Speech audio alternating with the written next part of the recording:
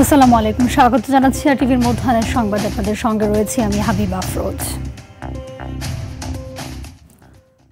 Israeli বাধা পেরিয়ে আবারও গাজার দিকে এগিয়ে চলেছে গ্লোবাল সমুদ ফ্লোটিলার একমাত্র সক্রিয় নৌযান ম্যারিনেট। এর আগে ফ্লোটিলার অন্যান্য নৌযানগুলো আটক ও এতে থাকা 4 শতাধিক অধিকার কর্মীকে আটক করে ইসরায়েলি বাহিনী।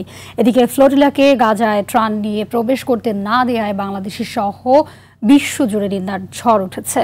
প্রতিবাদে রাস্তায় নেমেছে বার্সেলোনা, মালয়েশিয়া, পর্তুগাল সহ বিশ্বের বহু দেশের মানুষ। আটককৃতদের দ্রুত মুক্তির দাবি বিশ্ব নেতাদের। বিস্তারিত জানাচ্ছেন বিনিয়ামিন। সকল ইসরায়েলি প্রচেষ্টা ব্যর্থ করে আবারও গাজার পথে সমুদ ফ্লোটিলার সর্বশেষ নৌযান ম্যারিনেট। পোল্যান্ডের পতাকাবাহী এই নৌযানে রয়েছে 6 জন যাত্রী। গাজার 100 কিলোমিটারের মধ্যে অবস্থান করছে নৌযানটি। এর আগে বৃহস্পতিবার একে একে বহরের অন্যান্য নৌযানগুলো আটক করে ইসরায়েলি নৌবাহিনী। সেই সঙ্গে এসব নৌযানে থাকা 47টি দেশের অন্তত 443 জন অধিকার কর্মীকে গ্রেফতার করেছে ইসরায়েলি সেনারা। তাদের আশদুদ বন্দরে নিয়ে যাওয়ার কথা জানিয়েছে তেল আবিব। ফ্লোটিলার বহর আটকে দেয়া ও ব্যাপক ধরপাকড়ের ঘটনায় ফুঁসে উঠেছে বিশ্ব। আটককৃতদের মুক্তির দাবিতে বিক্ষোভ চলছে বিভিন্ন দেশে। কলম্বিয়ায় ইসরায়েলি দূতাবাসের রাষ্ট্রদূতকে বহিষ্কারের আদেশ ও দেশটির সঙ্গে মুক্ত বাণিজ্য চুক্তি স্থগিত করেছেন প্রেসিডেন্ট গুস্তাভো পেত্রো। তবে ফ্লোটিলার মিশন কিংবা তাদের সমর্থনে ডাকা ধর্মঘট কোনোটি ফিলিস্তিনের উপকারে আসবে না বলে সমালোচনা করেছেন ইতালির প্রধানমন্ত্রী জর্জিয়া মেলোনি।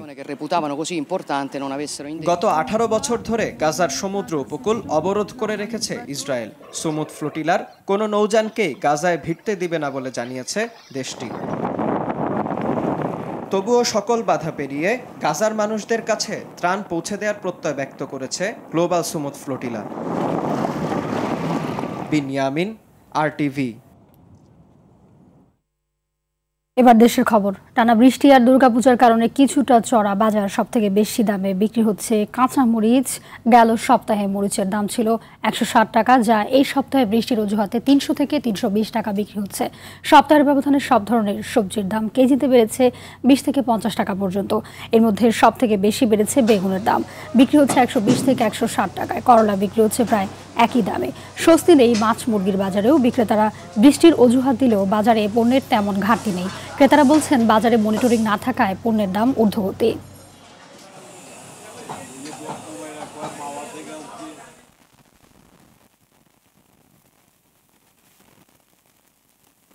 কাঁচামরিচ আজকে পাইকারি আছে 300 টাকা, বিক্রি করতেছি 320 টাকা।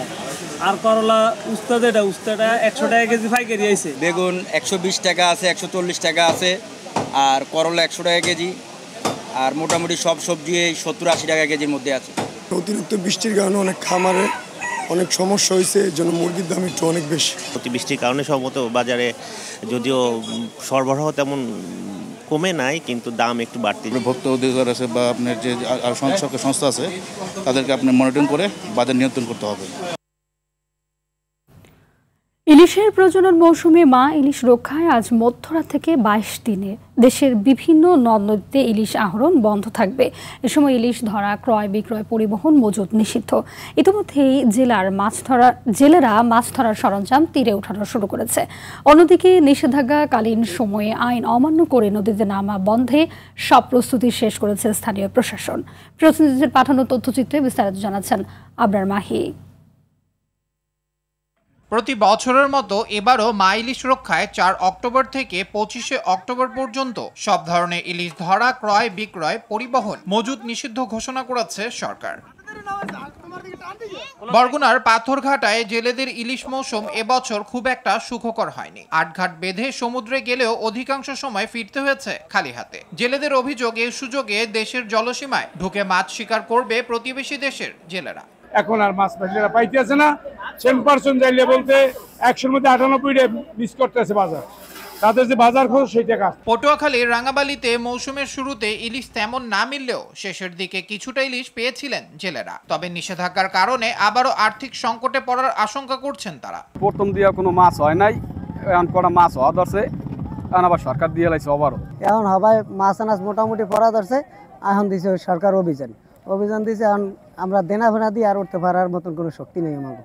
মনে করেন এই 4 তারিখ অবরোধ দিলে আমাকে খুবই একটা কষ্টের ভিতরে দিনকাল যাইবে। মনে করেন আরো কিছুদিন যদি পিছিয়ে যায় সরকার দিতে হলে আমার খুবই একটা ভালো হতো। ইলিশের প্রজনন মৌসুমে চাঁদপুরের পদ্মা মেঘনা সহ দেশের বিভিন্ন নদ নদীতে শুরু হচ্ছে মা ইলিশ রক্ষা অভিযান। তবে 22 দিনের এই অভিযানে জেলেদের সহযোগিতা করার কথা জানিয়েছে জেলা প্রশাসক। জেলেদের যে খাদ্য সহায়তা প্রতি বছর আমরা এই 22 দিনের জন্য তাদেরকে 25 কেজি চাল দিতাম, এই বছর থেকে আমরা 30 কেজি চাল তাদেরকে দিব।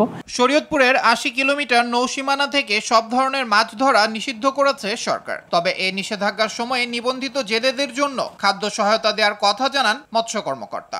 জেলে ভাইরা এই নদীতে নামবে না, তাদের জন্য কিন্তু সরকার ইতিমধ্যে আমাদের শরীয়তপুর জেলার জন্য 21,400 জেলে পরিবারের অনুকূলে 535 মেট্রিক টন ভিজিএফ চাল পরিবার প্রতি 25 কেজি করে ইতিমধ্যে বরাদ্দ প্রদান করেছে।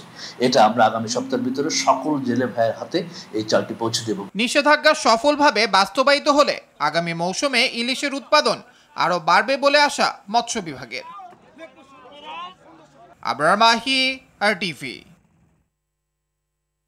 গভীর নিম্নচাপটি দেশের সীমানা অতিক্রম করলেও আবহাওয়া পরিস্থিতি স্বাভাবিক হতে সময় লাগবে আরও 8 থেকে 10 দিন। সকালে আবহাওয়াবিদ শাহনাজ সুলতানা এই তথ্য জানান। বলেন, বর্ষা মৌসুম বিদায় লগ্নে পরিস্থিতি বজায় থাকবে। ঢাকা সহ দেশের বিভিন্ন স্থানে মেঘ সূর্যের লুকোচুরি চললেও ভোলা, বাগেরহাট ও হিলি সহ দেশের বিভিন্ন জেলায় বৃষ্টি, বজ্রসহ বৃষ্টি, ঝোড়ো হাওয়া বয়ে যাওয়ার সম্ভাবনা রয়েছে। সমুদ্র বন্দরগুলোকে 3 নম্বর সতর্ক সংকেত দেখিয়ে যেতে বলা হয়েছে।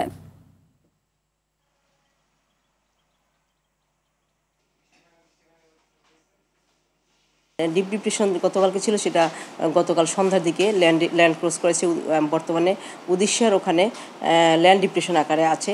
এটা আরও ক্রমান্বয়ে দুর্বল, বৃষ্টি ঝরিয়ে দুর্বল হতে যাচ্ছে। আমাদের সমস্ত সমুদ্র বন্দরসমূহের জন্য 3 নম্বর সতর্ক সংকেত রয়েছে। ল্যান্ড ডিপ্রেশন এটা ক্রমান্বয়ে ঘুরে এটা রংপুরের ওদিকে 5-6 তারিখের দিকে যখন আসবে তখন বৃষ্টিপাতের অ্যাক্টিভিটি আবার একটু বাড়বে। তবে আজকের পর আবার বৃষ্টিপাত এক দিন বা 1.5 দিনের জন্য কিছুটা কমলেও ওইটা আবার 5-6 তারিখে আবার বেড়ে যাওয়ার সম্ভাবনা রয়েছে। গাজীপুরের কালিয়াকৈরে 2 শিশু নিখোঁজের 16 ঘন্টা পর তুরাগ নদ থেকে অঙ্কিতার লাশ উদ্ধার করেছে ফায়ার সার্ভিসের ডুবুরি দল। নিখোঁজ হওয়া তন্ময়ের লাশ উদ্ধার করতে কাজ করছে ডুবুরি দল। দুজনের বাড়ি উপজেলার হিজলতুলি এলাকায় বলে জানিয়েছে নিহতের পরিবার। এই ঘটনায় পরিবার ও এলাকাবাসীর মাঝে শোকের মাতম চলছে। গেল সন্ধ্যায় কালিয়াকৈরের প্রতিমা বিসর্জন দিতে এসে নৌকা ডুবে অঙ্কিতা ও তন্ময় দুজন নিখোঁজ হয়। চাপাইয়ের তুরাগ নদীতে এই ঘটনা ঘটে।